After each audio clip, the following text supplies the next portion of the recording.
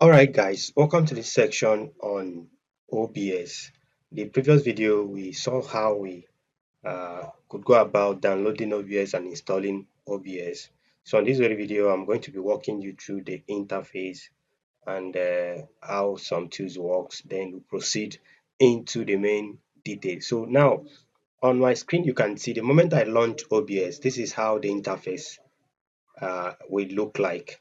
This is how the interface is going to look like. You can see this is more like your uh, it's more of where you preview your whatever it is that your project, whatever it is you're working on.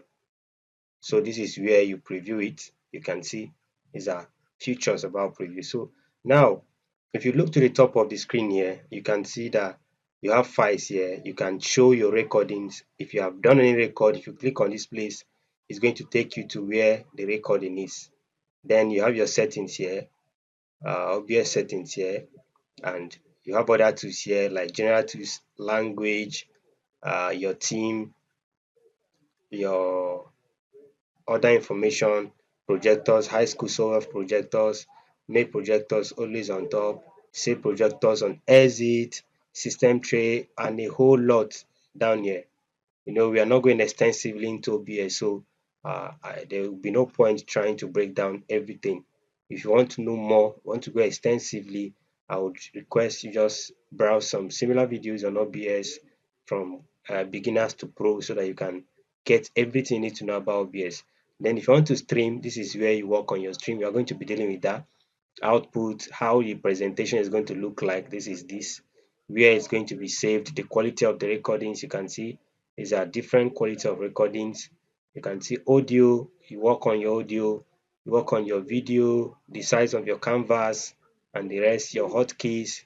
If you want to customize a key to aid your streaming, like you want to customize your code in such a way that whatever keys you press is what OBS is going to respond to. This is where you work with it. Then accessibility, you can see these are the different source colors you can select: source border, crop, hover. These are different. Okay, you can even use different preset is here too. So advanced, here you can get other tools as regarding the general options, where you can select more high, below, video you can select. Okay, I think just leave this format, just this one, so that you don't disable what you don't know. You can see it stream delay, but we are not dealing with that. It's just an overview. So edit, here you can see you can undo, you can do some lot of transformation, you can order, move some this thing up and down. You can see view here. You have other things here. If you want to view screen interface, reset UI, scene source, you can see all these that I added here. Status bar, source tool, they are the ones showing here. They're the ones showing here. So you can see docs. If I log docs now, you discover something just happened here. Something happened, but then it's just profile. You can see you can duplicate a profile, export a profile, import a profile. You can see scene collection. You have other tools here: captions, experimental, automated scene switcher, script.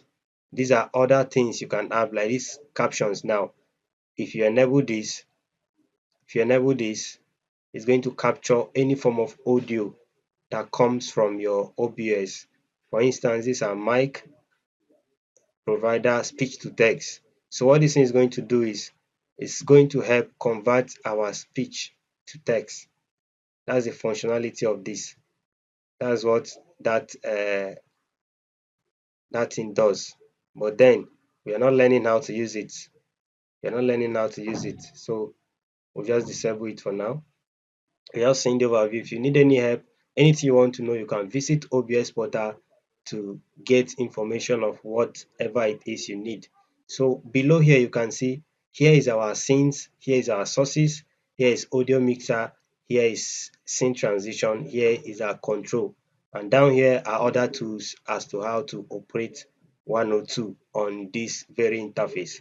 The next video we'll be diving into understanding some of these tools, especially scenes here, how to use these scenes, how to use sources, how each of these work, so that you can be able to use OBS effectively. We are going to look at how to record with OBS, how to go live with OBS, how to stream live to Facebook or any other place with OBS, We are going to introduce all of this so that it will aid you to be able to use OBS effectively. So that's all for this video. On the next video, we'll be proceeding into what's next.